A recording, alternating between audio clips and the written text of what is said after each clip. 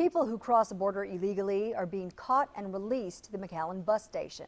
Channel 5's Christian Von Preissing figuring out why this policy continues despite orders from the White House to end it. It's been nearly a year since the White House ordered the end of catch and release. Now volunteers are saying the numbers are spiking. They come hungry, tired, confused, and here to get a ticket for a journey ahead. This is the McAllen Bus Station on Thursday afternoon. About 30 immigrants are released from a white bus.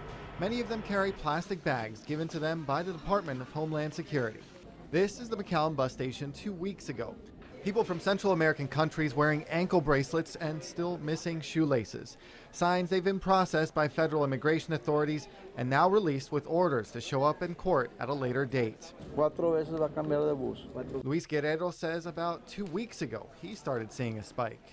They need me out here. He's a retired firefighter who works with Catholic charities to organize the waves of people that come through here. Volunteers say just about every immigrant they receive from the government is here as a family, father and child, mother and child, or more than that.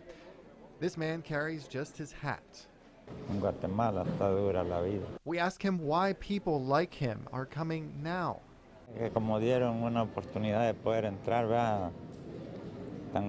Bueno, y por dar el estudio a sus hijos, uno pues se arriesga a venir. On that day, we saw the seating filling up quickly. In less than half an hour, we've seen this place fill up with people from Central America.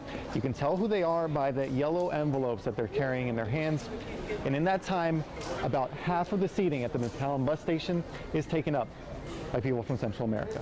These people are being dropped off from federal custody despite 2 orders to end it. In January, the White House issued an executive order to terminate catch and release. In February, the Department of Homeland Security issued its own memo saying catch and release shall end.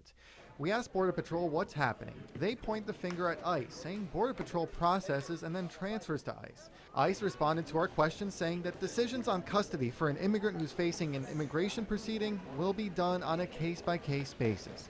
They say they consider criminal records, immigration history, ties to the community, and flight risk.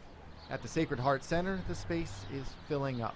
I think they have their different, how they handle, it's not that they can't handle it, it's just how they figure out what's best, how to proceed with the families, whether it's because they have special circumstances or why they think it's best that they get released. People we ask still wonder why things are increasing now, of all times.